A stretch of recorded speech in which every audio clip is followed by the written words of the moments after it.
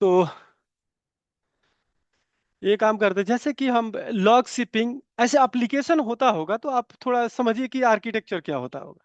Suppose कीजिए एक application, इसका नाम बताता हूं, और ये एप्लीकेशन मैं अमेजन की वेबसाइट की बात कर रहा हूँ।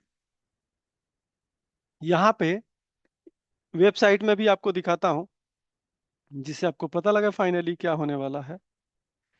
और इसको आप को रिलेट कर सकते हैं आप अपने अंडरस्टैंडिंग से। और थोड़ा भी ये गैप नहीं होना चाहिए कि आपको पता लगे समझ में नहीं आ रहा है। सपोज कीजिए ये अमेजन वेबसाइट है, amazon.com। ओके, अब इस amazon.com की मैं आपको एग्जांपल देता हूं कि ये अमेजन डॉट की कम एक वेबसाइट है। मैं यहां से इसका शुरू के HTTP हटा देता हूं। आप लोग को दिख रहा है ना, छोटा नहीं दिख रहा है ना? थोड़ा लार्ज कर दीजिए हल्का, हाँ सर, दिखाई देगा। ठीक है, ये amazon.com है। ऐसे ही इसको थोड़ा पार्ट में छोटा करता हूं। एक पार्ट हो गया। दूसरा पार्ट यहाँ पे एक एप्लीकेशन में डालता हूँ। एप्लीकेशन होगा, जैसे अमेजन का एप्लीकेशन मैं बात करता हूँ, क्या नाम है, मैं मोबाइल में चेक कर लेता हूँ कि फाइनली उसका नाम है अमेजन। Amazon, okay. एक अमेजन का ये ऐप है, जो आप समझिए कि अमेजन ऐप है एंड्रॉयड वाला। ओके, आपको ये टारगेट करना है। ये है एंड्रॉयड ऐप अमेजन का। ओके, ऐसे ही कुछ हो सकता है कि आपके पास iOS का होगा, एप्पल वाला जो फोन का होता है, iOS यही होता है क्या?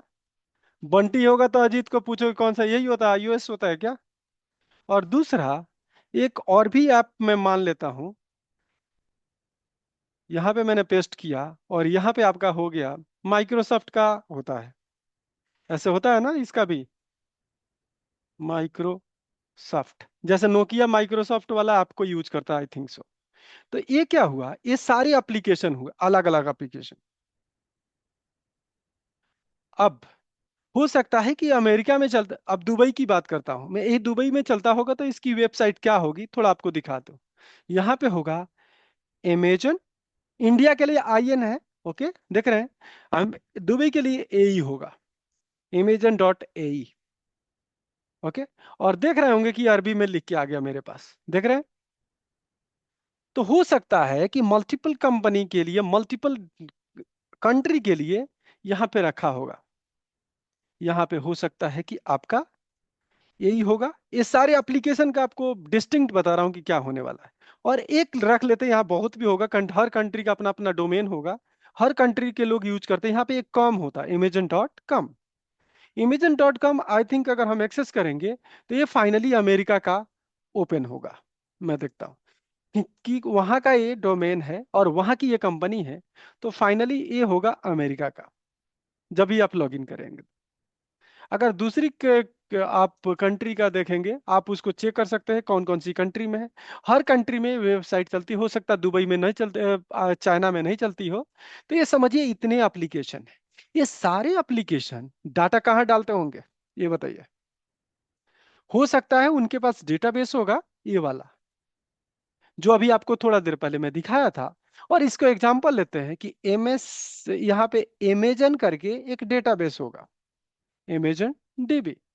ओके, और ये भी लिख लेते हैं कि हो सकता है इनकी जो वेबसाइट, ये सिक्वल सर्वर पे बनी है, जो हम पढ़ाई कर रहे हैं, MS sequel server. MS stand for Microsoft sequel server.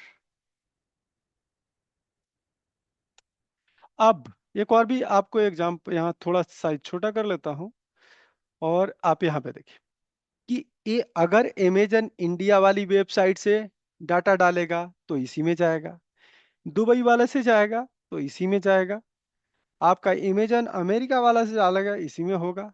अगर आप एंड्रॉयड ऐप से डालेंगे तो इसी में जाएगा, iOS से डालेंगे तो इसी में जाएगा, इमेजन माइक्रोसॉफ्ट वाले से डालेंगे तो इसी में जाएगा। ये सारे कहानी ऐसे होगा।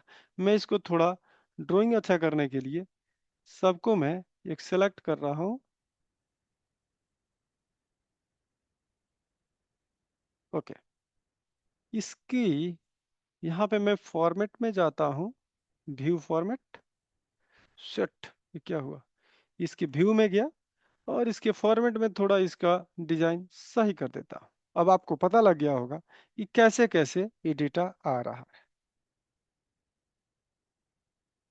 देख रहे हैं? तो फाइनली क्या होगा कि ऐसे डेटा हर एप्लीकेशन से यहाँ पे आ रहा होगा, ये मान के चलिए। तो जब ही आएगा एप्लीकेशन से डेटा, तो क्या होने वाला है, अगर आप इतने एप्लीकेशन से डेटा आएगा तो फाइनली क्या होगा, ये एप्लीकेशन स्लो होगा या डेटाबेस की साइज आपका ग्रो हो जाएगा। और उसके चक्कर में आपका क्या होने वाला है, जब ये आपका एप्लीकेशन डेटा यहाँ पे आएगा तो क्या होगा, डेटाबेस की साइज ह्यूज बड़ी होती जाएगी, और जब बड़ी होगी तो आपको परफॉर्मेंस क्या हो जाएगा, डिग्रेड होगा। कल के डेट में ऐसा भी होता है कि आपने ऑर्डर कर दिया, पैसा निकल गया अमेजन ऐप से, और आपका ऑर्डर कंफर्म नहीं हुआ, ये भी आपने देखा है। तो उसको कैसे रिफंड करते हैं, ये सारे डेटाबेस के अंदर फाइनली होता है। आपको ये बात करूँ तो जब ये डेटाबेस के अंदर होता है तो इस एरिया को आपको इसके बारे में नहीं सोचना है, इसके बारे में नहीं सोचना है। ये सारे एप्लीकेशन है जो डेटा फीडिंग करते हैं। अब एग्जांपल लेके चलते हैं कि अगर आप वेबसाइट यूज कर रहे हैं तो आपने एक कस्टमर, आप बने कस्टमर होने के बाद एक आपने ऑर्डर रेज किया, कुछ सामान आपको मंगवाना है, तो ऑर्डर इस डाटाबेस के अंदर आया होगा। कल के डेट में शिपमेंट होगा तो यहाँ इंफॉर्मेशन होगा और यहाँ पे आपको दिख रहा होगा कि आपका ऑर्डर दिल्ली में पहुंच गया। ऐसे दुबई में हो सकता है कि दुबई में होगा तो दुबई के जो सिटी में होगा, जैसे आबू धाबी में उसको पता लगा मेरा ऑर्डर हो गया है, वो पहुंच जाएगा, इसी डाटाबेस में होगा। अमेरिका वाले का भी सारा इंफॉर्मेशन इसी के अंदर होगा। जो ऐप यूज कर रहा है, ऐप यूजर जो एंड्रॉयड वाले होंगे, उनको ये, जैसे कि उनको भी ये पता लगेगा कि मेरा ऑर्डर, अपनी ऑर्डर कर दिया वो कैंसिल हो गया या चला गया या डिस्पैच हो गया या रिफंड हो गया, ये सारा इंफॉर्मेशन यहाँ पे पता लगेगा। वैसे ही माइक्रोसॉफ्ट का जो अ, आपका विंडो है, ऑपरेटिंग सिस्टम है, उसमें ये बताएगा, एप्पल वाले फोन में ये बताएगा, माइक्रोसॉफ्ट वाले नोकिया वाले फोन में ये बताएगा। तो फाइनली यहाँ पे डेटा जमा हो रहा है। अब इस डाटाबेस को अगर इसकी साइज ग्रो होती गई तो इसको आप कैसे इसको ट्यून करेंगे, तो यहां पे रोल स्टार्ट हो जाता है आपका, जो ये पढ़ाई कर रहे हैं। तो आप एसक्यूएल डीबीए यहां पे आते हैं, और एसक्यूएल डीबीए ये काम करते हैं, इस डाटाबेस को कैसे बैकअप रखेंगे हर 5-5 मिनट पे, कैसे बैकअप रहेंगे, हर 5 मिनट पे बैकअप होगा। तो क्या होगा कि कल के डेट में अगर आपका सर्वर करप्ट होता है, एक डैमेज हो जाता है, तो फाइनली ये डेटाबेस खत्म हो जाता है, मान लीजिए कि डिस्ट्रॉय हो गया, तो कैसे इस सर्वर को दोबारा कैसे बनाएंगे। कभी कभी आप देखते हैं कि गूगल नहीं चला है, चाहे हो सकता है कि आपका फेसबुक नहीं चला, इट मींस उसका डेटाबेस सर्वर डाउन हो गया है।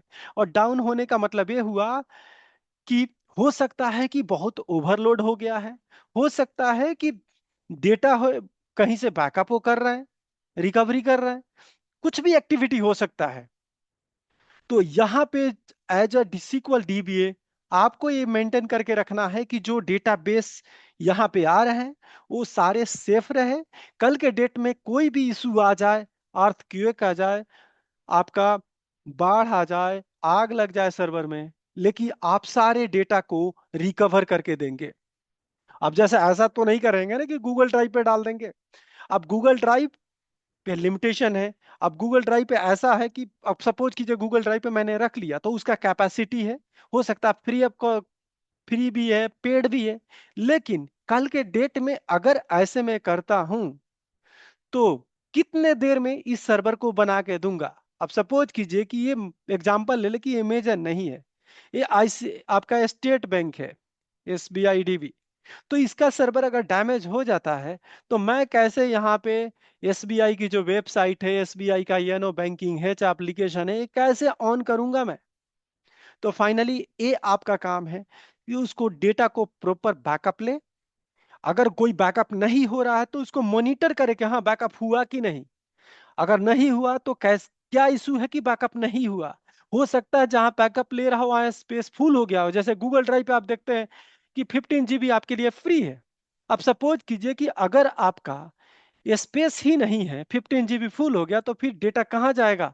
वो तो क्लाउड पे जाएगा नहीं। और कल के डेट में आपका मोबाइल चोरी हो जाता है या करप्ट हो जाता है, डेड हो जाता है, तो वो डेटा बैकअप नहीं हो सकता है। तो वैसे ही एक छोटे एग्जाम्पल को आप बड़े एग्जाम्पल में लीजिए कि पूरी कंपनी की डेटा इस डेटाबेस में है, और एक करप्ट हो गया, करप्ट का मतलब डैमेज हो गया, डिलीट हो गया, तो कैसे रिकवर करेंगे बेसिकली?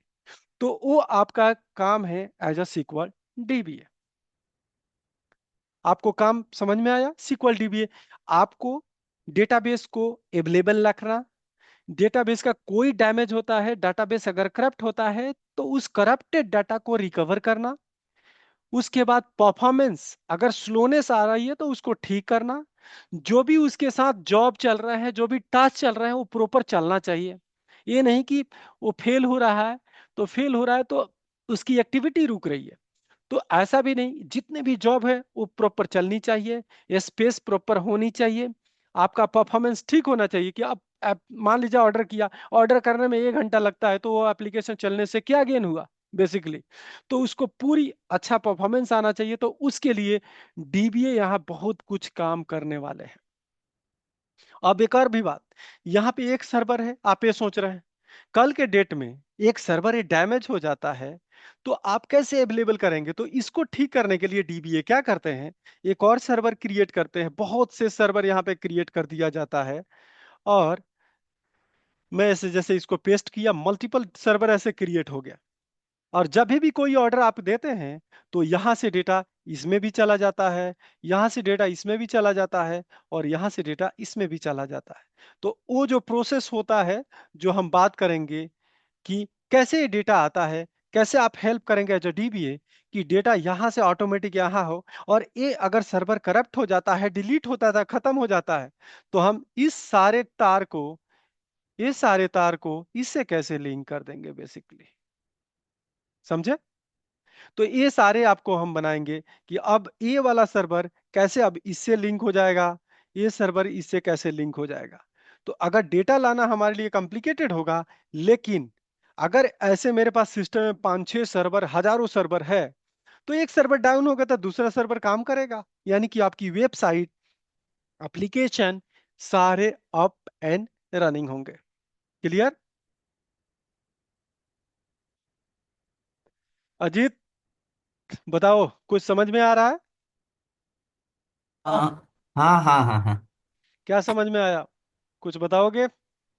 ये डाटाबेस मतलब ये डाउन हो जाए तो फिर इसको ऑफ करना है ना? डाउन हो जाए तो आप करना है। डाउन मतलब कैसे हो ये जाएगा? डाउन कैसे होगा ये बताओ? प्राइमरी सर्वर का। प्राइमरी सर्वर हटाओ, डेटाबेस सर्वर। हाँ, डेटाबेस सर्वर। अगर डेटाबेस सर्वर क्यों डाउन हो जाएगा? तुम बता रहे हो कि डाउन हो गया सर्वर। हाँ, वो ज्यादा ट्रांजेक्शन है या तो ज्यादा कुछ चलने लगे, कोई ऐप उस पे ज्यादा लोड आ जाए तो स्लो हो जाती है। स्लो भी हो जाती है और हो सकता है बंद भी हो जाती है। कभी कभी देखना कि आईआरसीटी की, सीटीसी की जो वेबसाइट है, जब तत्काल बुकिंग करने जाते हो तुम, तो क्या होता है, सर्वर ऐसे हैंग हो जाता है कि बंदा कोई जाके कनेक्शन आपके ऐप से, आईआरसीटीसी ऐप से या चाहे वेबसाइट से irct.co.in से जाके लॉगिन भी नहीं कर सकता है। ओके? Yes yes. एक एग्जांपल लेता हूं कि सपोज करो तुम एज ए, जैसे टायर कंपनी में काम कर रहे हो। ओके? तुम्हें कह दिया जाए कि एक काम करो, कि तुम्हें क्या शाम रात में 1,000 टायर बना के देनी है एज ए मैकेनिक। क्या आप बना पाओगे? और क्या नहीं बना ये पाओगे तो क्या क्रैश भी हो सकता है क्या? ना ना, हो सकता है ऐसे ऐसा कुछ सिचुएशन। अब सपोज करो कि कोई बंदे की कैपेसिटी है 50 kg का वेट को लेके चलने का, और कोई 2 क्विंटल जाल दे, तो अब क्या होगा? क्या होने वाला है? हाँ तो क्रैश हो जाएगा।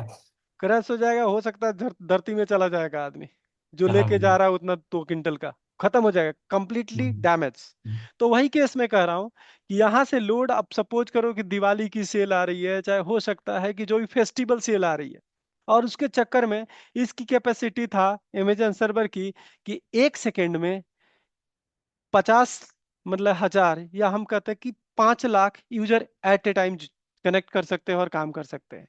और उसकी कैपेसिटी एक ही बार हो कि पूरी इंडिया का आदमी 150 करोड़ एक ही बार लॉग इन कर जाए, तब क्या होगा? फाइनली वही दशा होगा जो तुम्हारा मतलब कि 50 किलो के सर पे हमने 2 क्विंटल का लोड डाल दिया। ठीक है। तो ये server crash yes yes. Crash हो जाएगा। तो उसके लिए अगर ऐसा कुछ केस इशू होता है, तो इसकी कैपेसिटी जिस सर्वर पे हमने लोड दिया था, जैसे मैंने कहा था कि नहीं, एट ए टाइम, एक समय में, 1 सेकंड में 5 लाख यूजर कनेक्ट करके अपना काम इजिली कर सकते हैं। लेकिन लोड अगर बढ़ गया तो उस हिसाब से हमारा क्या होना चाहिए? मेमोरी, सीपीयू, ये सारे को, स्टोरेज को क्या करना पड़ेगा हमें? इसको रिसाइज करना पड़ेगा, उसकी साइज बढ़ाना पड़ेगा। अब सपोज करो कि मेरा 100 GB का रैम है, मान लेते एग्जांपल। अगर हमें 5 लाख से 10 लाख करनी है तो हमें क्या करना पड़ेगा? 200 GB लगानी पड़ेगी। हो सकता है सीपीयू अगर 32 कोर का है तो 64 कोर का लगानी पड़ेगी। ओके। तो इस हिसाब से जब भी लोड बढ़ेगा तो उस हिसाब से सर्वर की साइज भी बड़ा होना चाहिए, कि अगर ये सर्वर, मेरा लैपटॉप अगर 16 GB का है, ओके, 16 GB है, तो अधिक से अधिक इसमें 4 सर्वर हम बना सकते हैं। अब कहे कि 40 सर्वर बना देंगे तो फाइनली क्या दशा होगा सर्वर का या लैपटॉप का, वो पता लग जाएगा। तो फाइनली अब विंडो भी नहीं स्टार्ट होगा कि आप स्टार्ट करके कुछ काम करने वाले हो। तो उस केस में, जैसे आप कभी कभी सुने होंगे कि आपकी कुछ कंपनियां हैं, जैसे कि मैं एग्जांपल लेता हूं, जैसे कि डिश टीवी है, और भी जो कंपनियां क्या करती है कि जिस दिन उनको लगता है कि हमें लोड का टेस्टिंग है, इंडिया पाकिस्तान का मैच है, तो वो लोग क्या करते हैं कि जो भी सर्वर की साइज है, जैसे कि अभी करंट अगर 512 GB के रैम है, तो जानते हैं क्या करते हैं? 1 TB का रैम ठोक देते हैं कि कम से कम इस हिसाब से इंडिया और पाकिस्तान को मैच देखने वाले ऐसे 10 करोड़ आते हैं। अब हो सकता है कि 80 करोड़ आएंगे देखने के लिए, इंडिया पाकिस्तान का फाइनल हो या चाहे सेमीफाइनल हो। ओके। तो क्या करते हैं कंपनी, उसकी साइज बढ़ा देते हैं कि नहीं, लोड इतना बढ़ने वाला है, इंडिया पाकिस्तान का मैच है। तो उस केस में क्या करते हैं, रिसाइज कर लेते हैं, यानी कि सर्वर की जो मेमोरी होती है, सीपीयू होती है, दुगुना कर लेते हैं। ओके। और दुगुना करने के बाद मान लीजिए कि 3 गुना अगर लोड हो जाए, तो रन टाइम में वो प्लान करके रखते हैं कि नहीं, 1 TB से नहीं होगा तो 2 TB लगा देंगे। ओके। तो फाइनली ये कहानी होता है। तो एज अ डीबीए आप ये भी काम करने वाले हैं कि कल के डेट में ऐसा अगर सिचुएशन आता है, लोड बढ़ता है तो कैसे लोड बढ़ाना है, और लोड घटता है तो कैसे घटाना है। ओके। अब ऐसा नहीं पता लग रहा कि आपने लगा दिया 1 TB का रैम, और उसके बाद आपके पास लोड आ रहा है कितने, 16 GB का या 32 GB का।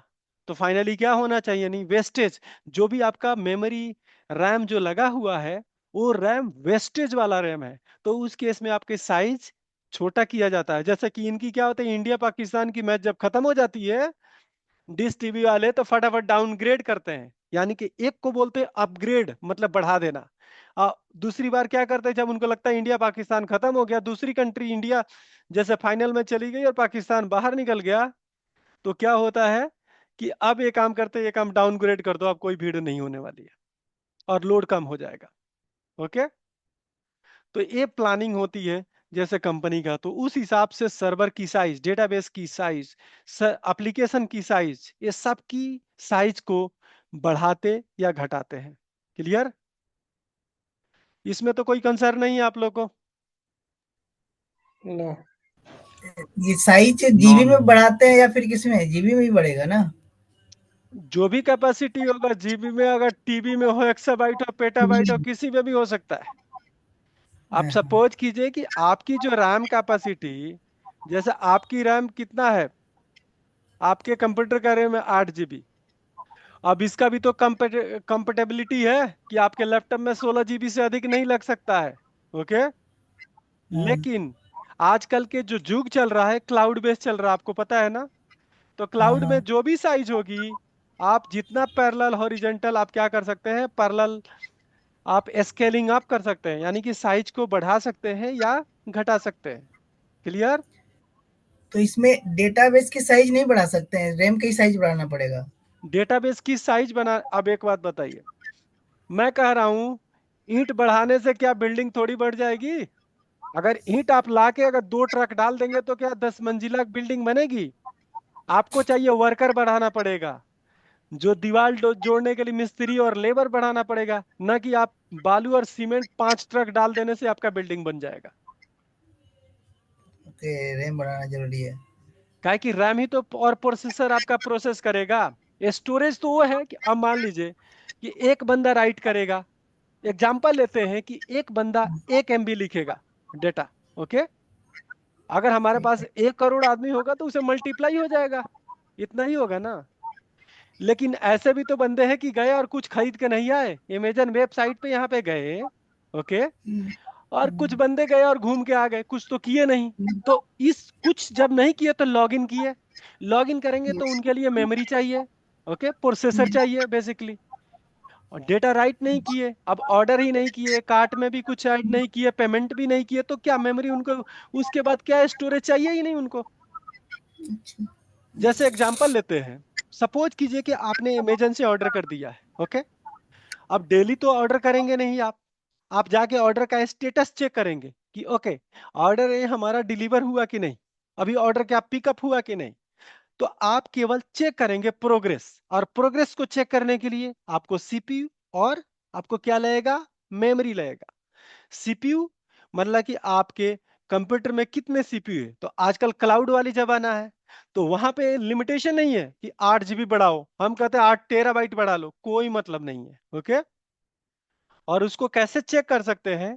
तो आप यहाँ पे डिवाइस मैनेजर आप खोलेंगे, डिवाइस मैनेजर अपने लैपटॉप के या सर्वर के लैपटॉप में, तो आपको पता लग जाएगा कि आपका कितना प्रोसेसर है। ओके, तो यहाँ पे प्रोसेसर का आप लिस्ट देख रहे होंगे। देखिए, तो हमारे लैपटॉप के अंदर i7 प्रोसेसर है और इसमें 4 प्रोसेसर लगे हुए हैं। ठीक है, आप जैसे मान लीजिए कि एग्जांपल लेते हैं कि कोई भी सामान खरीदने के लिए भी आप जाते हैं। मैं अगर मैं लेता हूं कि आईफोन एग्जांपल ले रहा हूं, तो आईफोन में एक कैपेसिटी की बात करते हैं। तो यहाँ पे देखे होंगे कि क्या क्या इसकी कॉन्फ़िगरेशन होता है। जैसे कॉन्फ़िगरेशन में आप देखे होंगे तो यहाँ पे 6 कोर सीपीयू देख रहे हैं। तो इस आईफोन के प्रोसेसर कितने हैं? 6 कोर है। जो आपको मैं अपना दिखाया इसमें कितने कोर है? आपके 4 कोर है सीपीयू, कोर देख रहे हैं। अब इसको मैं ये देखूं कि इसमें कितने, मेरे सिस्टम में कितने रैम है, इसको मैं दिखाता हूं। ओके, तो यहाँ पे देखिए कितना इंस्टॉल रैम 16 GB लिखा है,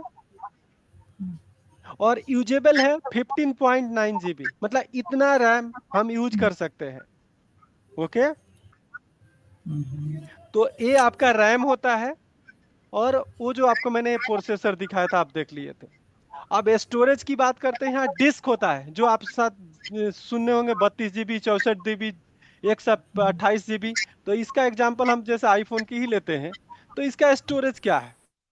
तो इसके स्टोरेज में जाके देखेंगे तो फाइनली यहाँ पे मेंशन होगा कि रीड मोर मैंने किया, तो यहाँ पे 5 कोर लिखा हुआ है। ओके, उसके बाद जो भी जैसे इंटरनल स्टोरेज जो डिस्क होता है, सीडी होता है, आपका 128 GB है। ओके, और रैम के बारे में यहाँ पे लिखा नहीं है। और किसी और को हम दिखाते हैं, यहाँ पे मैं कहता हूँ रेडमी का कोई फोन आपको चूज करवाता हूँ, जिसे पता लग जाएगा कि फाइनली कितने रैम है। आप ये देखिए, यहाँ लिखा हुआ है ना कि आपका स्टोरेज कितना, यहाँ पे 6 GB क्या लिखा है, रैम। तो मेरा सिस्टम का रैम है ये 16 GB, इसका है 6 GB। और भी डिटेल अगर एक्सप्लेनेशन देंगे तो 6 GB रैम है, 128 GB रोम है, इसी को बोलते हैं हार्ड डिस्क 128 GB। ओके, तो ये सारे कॉन्फ़िगरेशन है। आप लैपटॉप की कॉन्फ़िगरेशन, मोबाइल की कॉन्फ़िगरेशन, और कभी भी लैपटॉप या मोबाइल या किसी भी डिवाइस की कॉन्फ़िगरेशन और स्पीड डिपेंड करता है उसके इंस्टॉल रैम पे और उसके सीपीयू पे। क्या कि प्रोसेसिंग कौन करता है? सीपीयू करता है। जैसे सीपीयू आप सुने होंगे सेंट्रल प्रोसेसिंग यूनिट है, तो प्रोसेसिंग करने का यूनिट है, और यही आपके परफॉर्मेंस को इन्हांस करेगा। स्टोरेज आपका सेकेंडरी है, और स्टोरेज में भी आप सुने होंगे जैसे कि एसएसडी डिस्क है, और नॉर्मल सा हार्ड डिस्क होता है। तो एसएसडी फास्टर होता है आपके हार्ड डिस्क से। तो बेसिकली ये आपको ध्यान रखना पड़ेगा कि ये स्टोर करने के लिए अगर फास्ट में स्टोर करना है तो एसएसडी चाहिए, और अगर स्लो स्टोर करना है तो हार्ड डिस्क चाहिए। अगर आपको प्रोसेसिंग फास्ट चाहिए तो आपके प्रोसेसर चाहिए, नंबर ऑफ प्रोसेसर अधिक। और आपको आपको अगर परफॉर्मेंस चाहिए तो आप 16 GB, जैसे कि जो भी आपका रैम होगा, जितना कॉन्फ़िगरेशन होगा, रैम की जितना एडिशनल होगा उतना आपका प्रोसेसिंग, आपका एक्सेस जो भी होगा फास्ट होगा। ओके। तो सारे मतलब की कॉन्फ़िगरेशन है, और सर्वर में भी यही होता है। सर्वर की कॉन्फ़िगरेशन अगर बात करूं तो उसमें बहुत मतलब कि आप कॉन्फ़िगरेशन की बात कर रहा हूं तो मैं क्लाउड का बात करता हूं। Virtual machine size in Azzur. Okay. तो इसमें आप बहुत सीरीज के होते हैं लैपटॉप, इसको मैं ओपन करता हूं जो आजकल के क्लाउड स्टोरेज में होता है। तो आप यहाँ देख पाएंगे कि क्या क्या सीरीज है, और सारे जैसे डी फैमिली है, सी फैमिली है, ए फैमिली है और बी फैमिली है। ये सारे फैमिली का अलग अलग कैपेसिटी होता है। तो मैं आपको जैसे कि डीसी फैमिली में जाते हैं, यहाँ पे क्या कॉन्फ़िगरेशन आपका सेट है, तो आपको पता लग जाएगा कि किस किस के कॉन्फ़िगरेशन में क्या क्या साइज होंगे, क्या रैम होगा, क्या सीपीयू होगा। ये सारे डिटेल आपको मिल जाएंगे। तो जब भी वर्चुअल मशीन आप अगर बनाएंगे या सर्वर बनाएंगे तो उस हिसाब से आप अपना यूज के हिसाब से उसकी साइज आप फिक्स करेंगे। जैसे यहाँ पे लिखा हुआ है, एक वर्चुअल मशीन बना रहा है, वर्चुअल मतलब सर्वर आपका बना रहा है। और सर्वर बना रहा है तो यहाँ पे देखिए जनरल पर्पज है, B1 सीरीज है, DC है, B4 है। और इसका रिसाइज करने के बाद मान लीजिए कि मैं यहाँ पे DS2 पे हूँ।